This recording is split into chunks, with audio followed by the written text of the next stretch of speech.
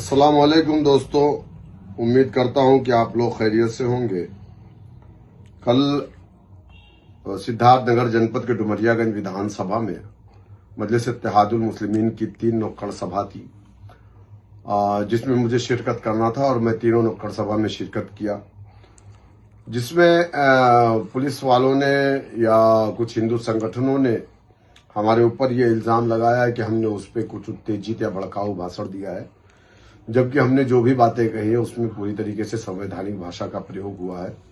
गैर संवैधानिक भाषा का प्रयोग हम लोग नहीं करते हैं, लेकिन बावजूद उसके हिंदू संगठनों के दबाव में आकर कर सिद्धार्थनगर पुलिस भवानीगंज थाना के एसएचओ ने हमारे जो पार्टी के भावी जिला पंचायत प्रत्याशी और उस प्रोग्राम के ऑर्गेनाइजर करीमुल्ला खान साहब को रात को 11:30 बजे पुलिस वाले उनके घर पर पहुंचते हैं और उनको उठा करके लेके जाते हैं।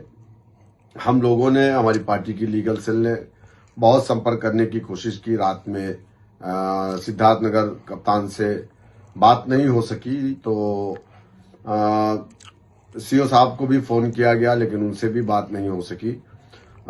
लास्ट में एसएचओ को फोन हमारी लीगल टीम ने किया, तो एसएचओ ने कहा कि हमने पूछताछ के लिए बुलाया है और अभी हम उनको छोड़ देंगे।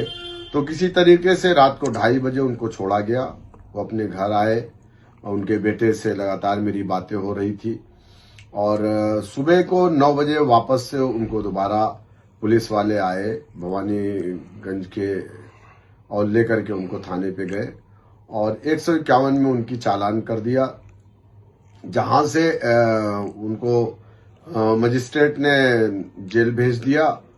और हमारे विधानसभा अध्यक्ष शम्स तबरेज साहब और उनके भाई को भी पुलिस वालों ने उनके घर से उठा लिया और ले जाकर के उनको भी 151 में शांति भंग में उनको जेल भेज दिया। सवाल ये है कि हम जो भी प्रोग्राम्स कर रहे हैं बगैर परमिशन के नहीं कर रहे हैं, पुलिस परमिशन हमारे पास थी।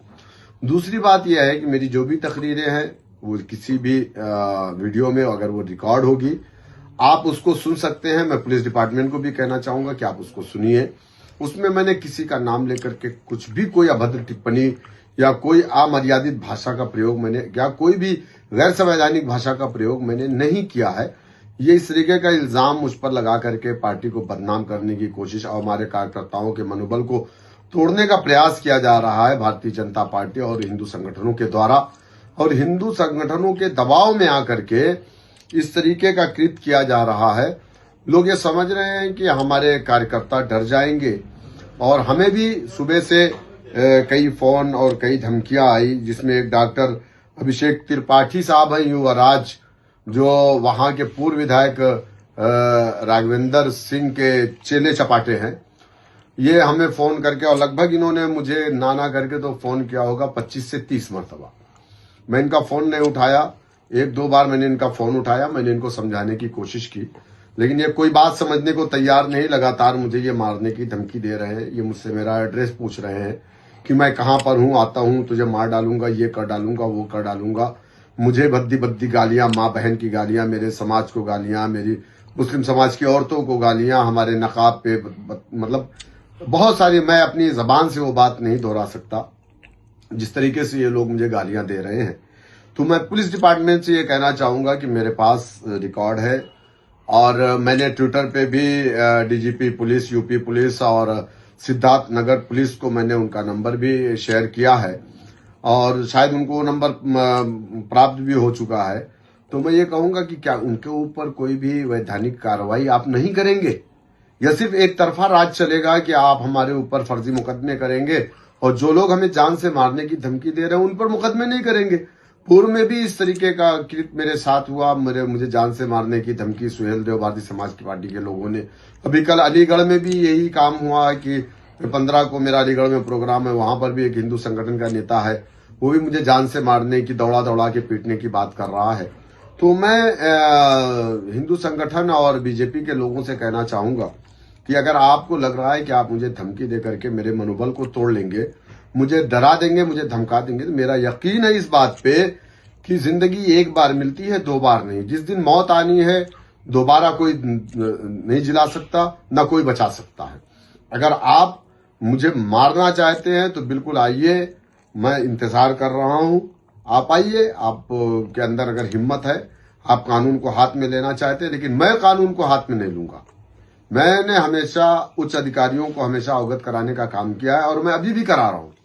अगर मेरे साथ कोई घटना होती है तो उस घटना के जिम्मेदार डोमरियागंज के पूर्व विधायक राघवेंद्र सिंह होंगे, जो मुझे जान से मरवाना चाहते हैं, और वो हिंदू संगठन के लोग होंगे जो लोग मुझे मारना चाहते हैं, और भारतीय सुहेलदेव भारतीय समाज पार्टी के वो लोग जिन लोगों ने मुझे कुशीनगर आने पे गोली मारने की बात कही है। बलिया से कुछ लोगों ने मुझे मेरी जबान को काटने पर 51 लाख का इनाम रखा है। ये वो तमाम लोग जिम्मेदार होंगे। हत्ता कि मैं ये कहूंगा कि इस प्रदेश का शासन और प्रशासन मेरी साथ अगर कोई घटना होती है तो ये उसका जिम्मेदार होगा। मुझे डरने का, मुझे मौत का कोई डर नहीं है, मैं किसी से डरता नहीं। अल्लाह सुब्हानहू तआला की जात के अलावा मैं दुनिया में किसी ताकत से नहीं डरता।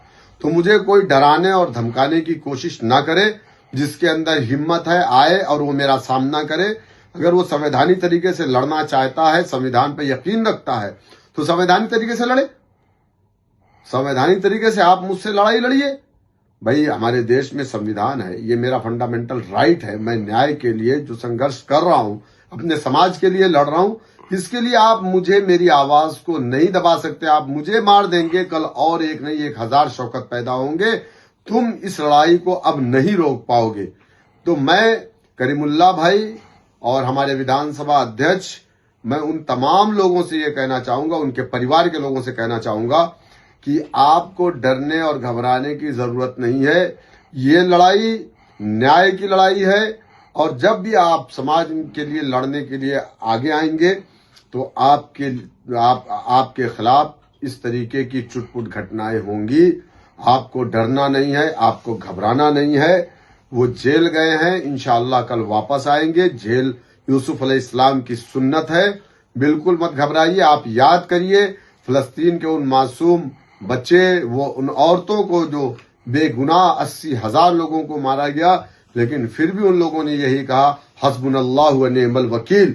तो हम भी ये कहते हैं कि हमारे लिए अल्लाह काफी है, हमारे देश का संविधान हमारे लिए काफी है। हम अपनी लड़ाई को जारी रखें, डरने और घबराने की जरूरत नहीं है। बहुत बहुत शुक्रिया। अस्सलाम वालेकुम।